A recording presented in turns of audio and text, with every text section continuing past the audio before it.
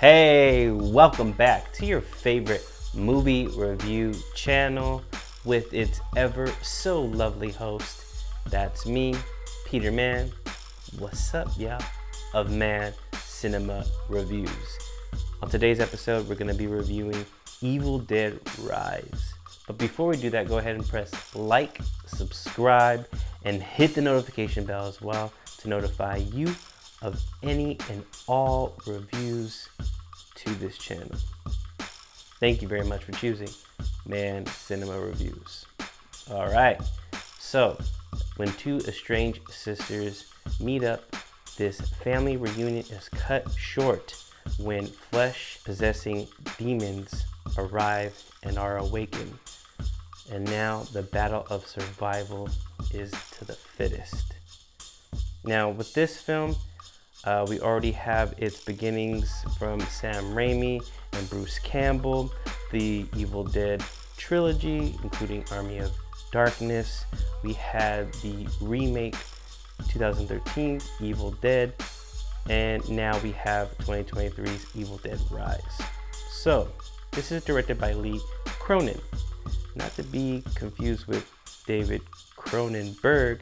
However, the two are linked because there's a lot of body horror going on. So maybe Lee Cronin is short for Cronenberg?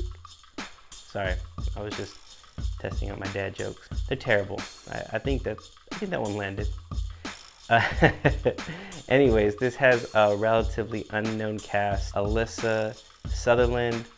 Also have Lily Sullivan, Morgan Davies, Gabrielle, Echols, and Nell Fisher to round up the cast.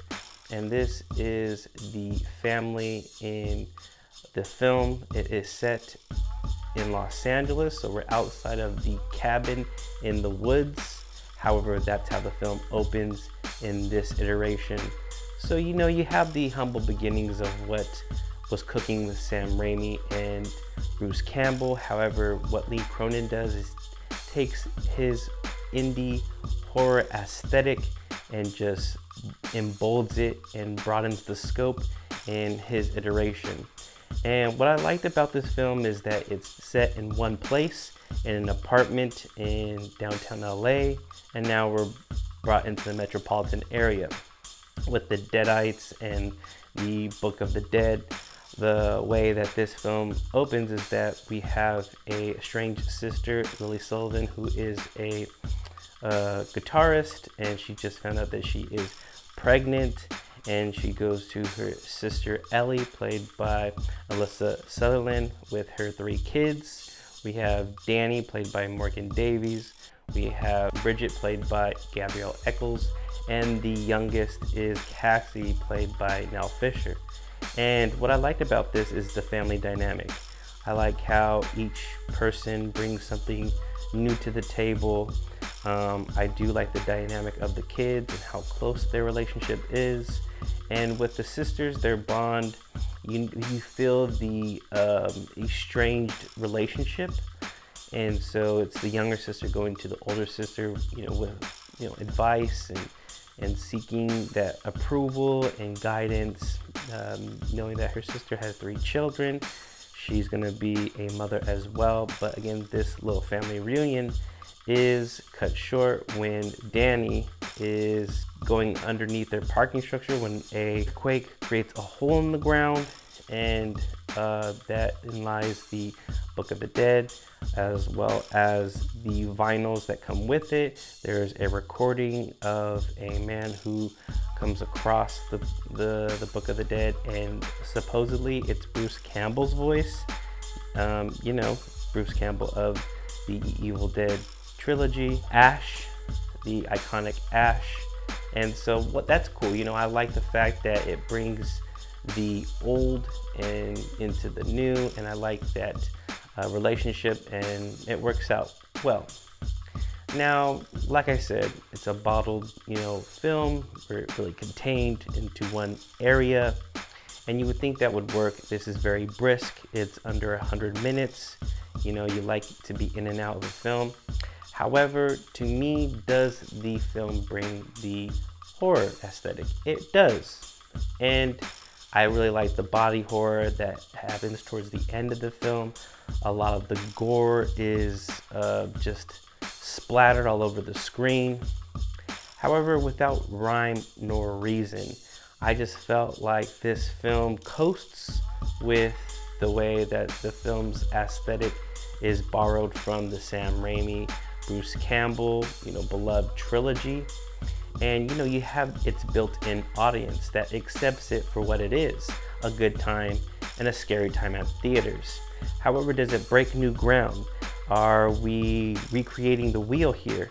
And in a lot of instances, we're not. It just feels like it coasts on what you know about an Evil Dead film, and it relies heavily on that. It relies heavily on just this new found love for iconic nostalgia. Not like I dislike this film, I just feel like it just does the bare minimum. I know there is a lot of praise for this film on the horror and the blood and the gore, but to me, I feel like it's not doing enough. I don't feel like it's breaking new ground.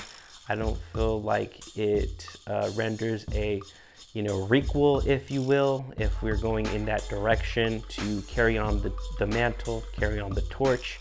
If that's the case, I feel like its first film, if this is gonna be a new series of the Evil Dead Rise really doesn't rise to the occasion. Again, another dad joke. But to me, I just felt meh about it. And as the kids say, very mid. I think that this cast of relatively unknowns works well together. I thought the chemistry with the siblings, both the children and the adults, work well. I feel like the cast here is solid. They play their parts. There is no weak link in that respect. However, I just don't feel like the film does enough to rise to the occasion and bring something new about a Evil Dead film.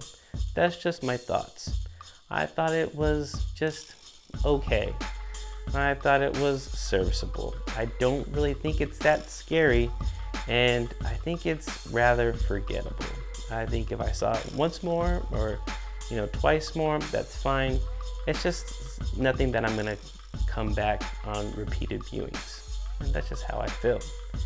Man Cinema Reviews will give Evil Dead Rise 2.5 stars.